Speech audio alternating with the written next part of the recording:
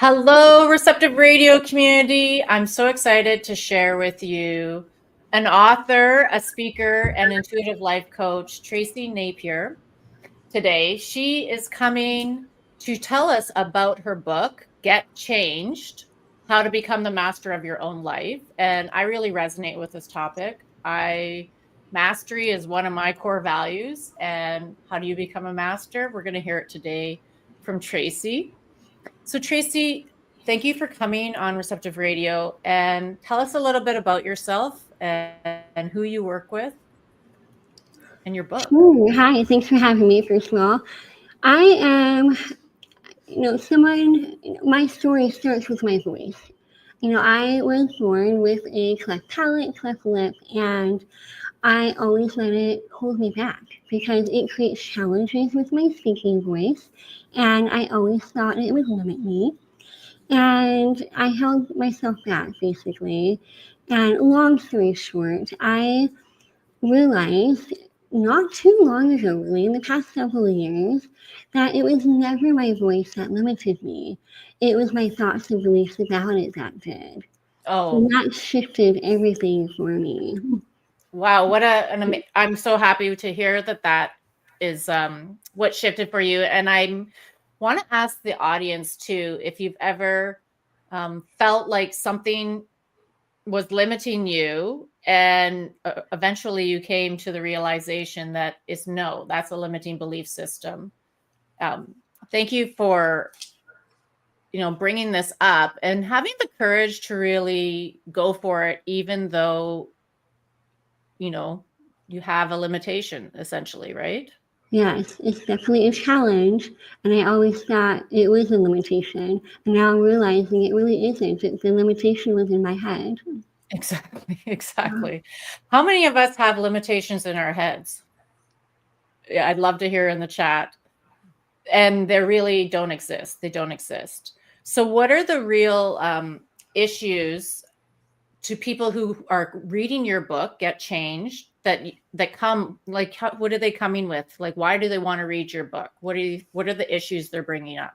Yeah, for the people that resonate the most with my book are oftentimes it's women, and they're struggling with trying to figure out what they want to do with their life.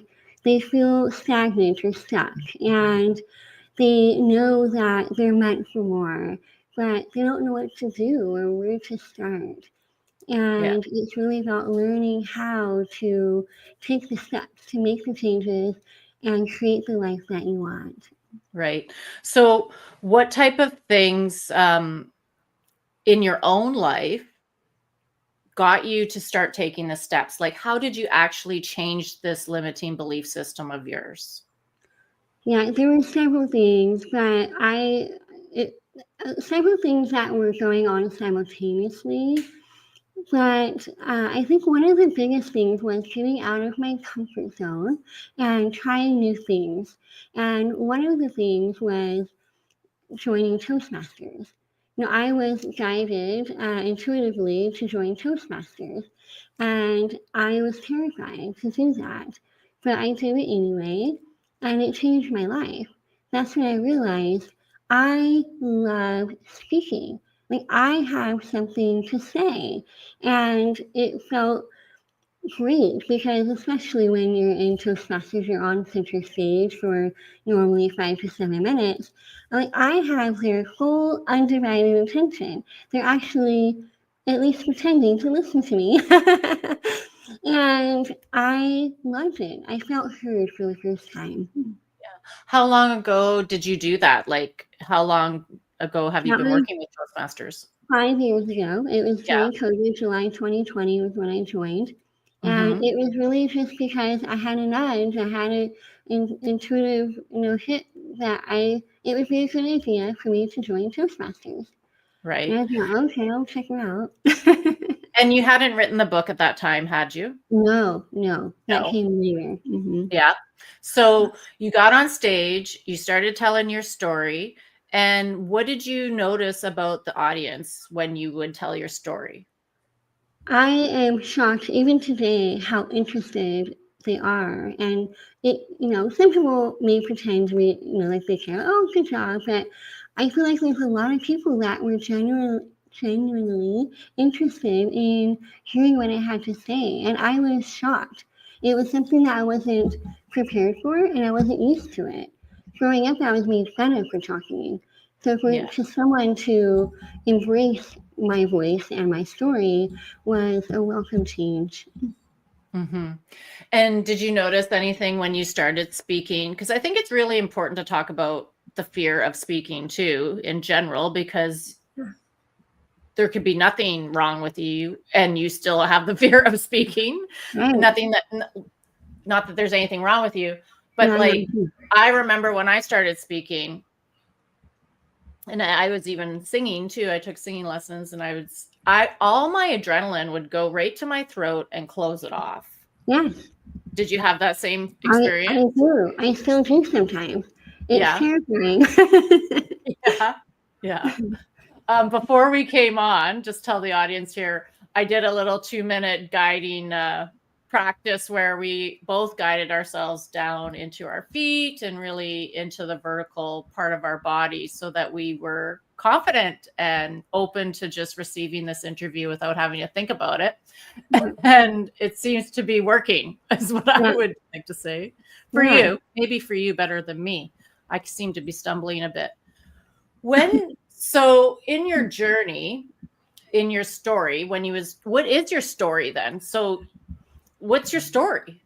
Yeah. So when, I had always been holding myself back, and long story short, I fell into a career that wasn't aligned. And over time, I was in that career for 26 years.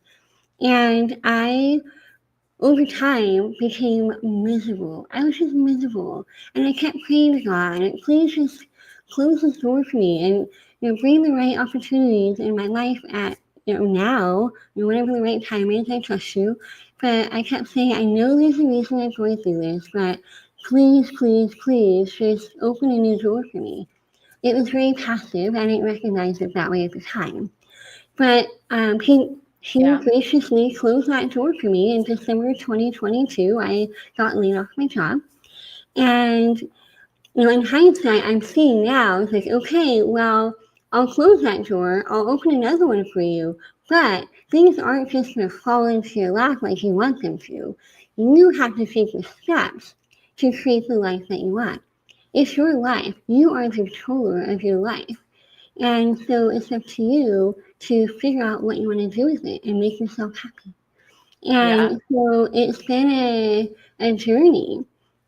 During that time after I got laid off, I started really opening up to my intuitive gifts. My psychic abilities developed, and that's when I was guided to write this book. And they gave me the name of it when I was sleeping, and I heard and I saw a vision, Get Changed, How to Become the Master of Your Own Life. And I thought, oh no. I knew that was supposed to be the topic and title of my book, and I thought, I was recently unemployed. Like, I'm unemployed, still trying to figure out what I want to be when I grow up, and you want me to write a book on mastering life? I think you have the wrong person. But I eventually realized that the book was just as much for me as it was for the reader.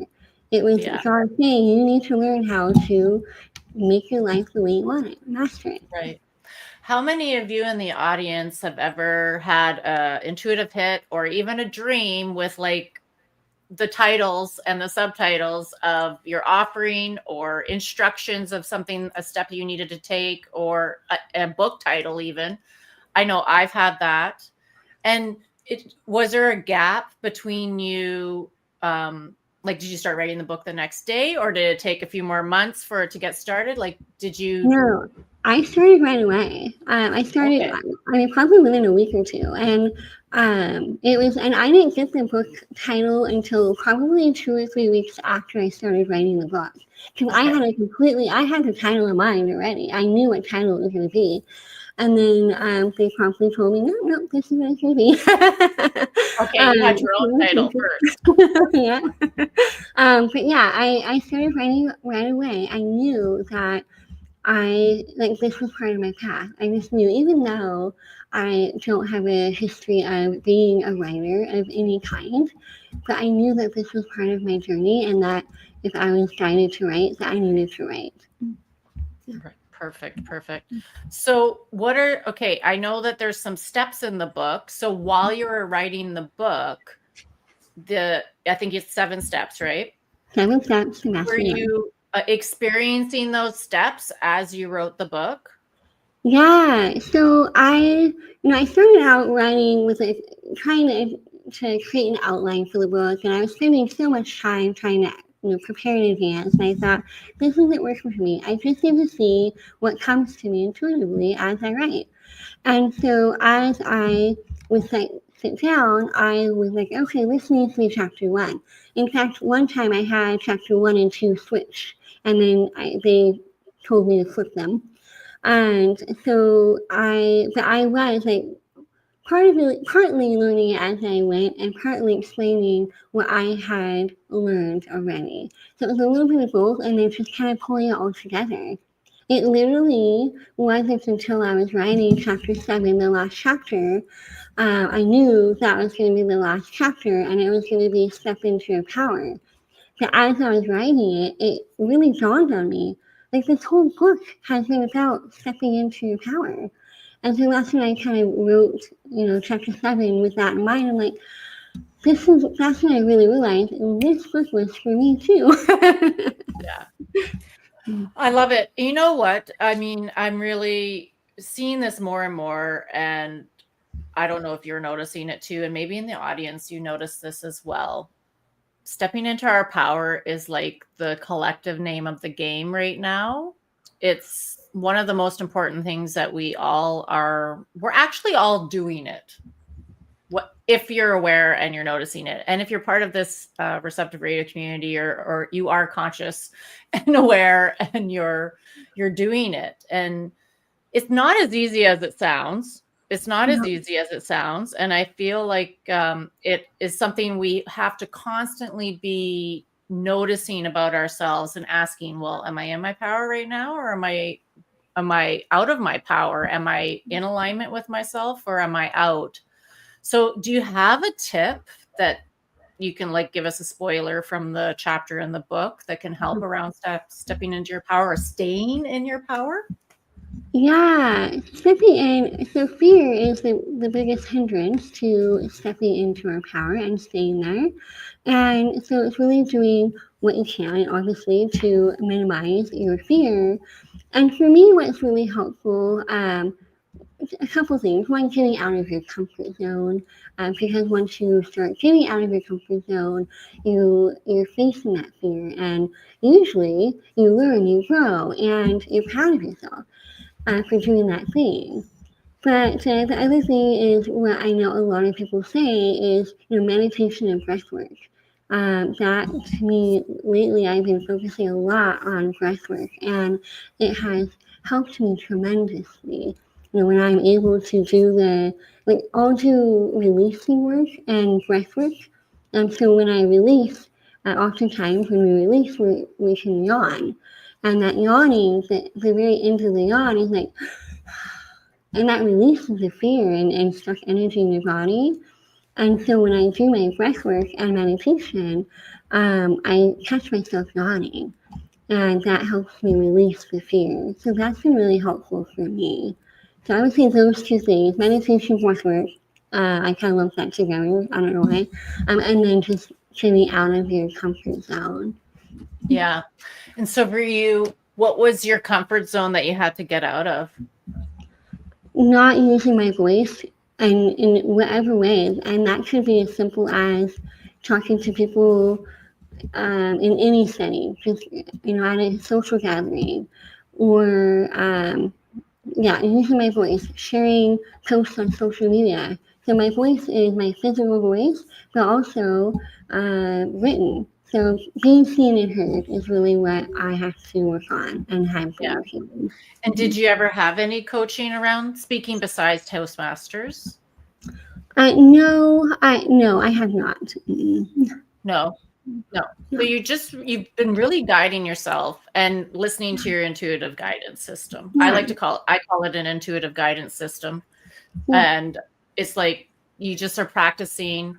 And when you're young, did you have this guidance system? Did you notice it back then? Always on a rare occasion. It wasn't that often. But what's interesting to me is I remember when I was probably 8 or 10 years old, and I remember having a vision of me being on stage with a microphone speaking to people. And I dismissed it. But I felt like I was going to be, have this status symbol, like be a mentor, a role model, and speaking to people. And I thought, why would I ever do that? I can't even talk. And so I completely dismissed it. But it stayed with me. And so I think that was why, intuitive nudge saying, you have that option one day to do that. You can do that. And then there were other things too, but it wasn't a regular occurrence. I didn't recognize it that way. Yeah. I'm curious, what was the 26-year career that you were in? I was in the mortgage industry. Okay. Yeah, it was, corporate job. And, it was a great experience. I learned a lot, but it just wasn't aligned for me. No, it seems pretty boring. Yeah, it was. I was losing my mind. Yeah. So that's all. I mean, so you asked for an open door. So I just really like how, it all came together for you and came together really quick. Like we're just in 2025. It's 2.5 years. You've mastered some major accomplishments. You've written a book. You're now speaking on stages. You're just getting started, and you're a great speaker. Oh, thank you. And I see your future getting even brighter and brighter with the speaking and the book. And so how can people, I'm going to get in touch with you to connect more about intuitive life coaching that you do? The best way to contact me or connect with me is through my website. And I have all of my social links there as well. I have a link to my book and then information about me on there. Yeah. Great. So I'm just putting up Tracey's website and her coaching link, and I will put it in the chat as well. So Tracey also has a book on Amazon, Get Changed, like the book we're talking about. It's on Amazon. I'm going to put the link to buy that. Yes, show it to us. Yeah. It's a small book. Yeah. Put that back up for a minute. Okay. So on the cover, you have like a woman in the changing room in her closet changing. And she's putting on her shoes, so she's stepping into her power. I use metaphors in my book, and so stepping into your power is all about putting on your shoes. I love it. I love it. And I love how what you're doing around, you're going for it. You're staying with it. You're making moves. You reached out to me and asked me to be on the show. So, I mean, you're taking all the steps to just keep moving forward, And I feel like your book is a powerful tool for that too. And is it a quick read? Is it a quick read too? It is. I've been told it's kind of a lighthearted self-help book because a lot of self-help books, for better or worse, they're kind of heavy. And this one is really more lighthearted. But I call it small but mighty. And so it has some stories about me, and there's a lot of metaphors. So it is an easy read, but it has some powerful information in it. Yeah, I love it. And it's such a good way to get started with you and to get to know you and lead people into your world. And so thank you so much for coming on Receptive Radio today. And I'm excited about coming on. You have a YouTube channel as well, and I'm excited about coming on your show and trading. Absolutely. So if you I'm just going to remind the audience, please like, comment, and subscribe and help me grow this channel and reach. And if you think that you want to come on Receptive Radio and be interviewed, please reach out to me, send me a DM. And also have a wonderful day.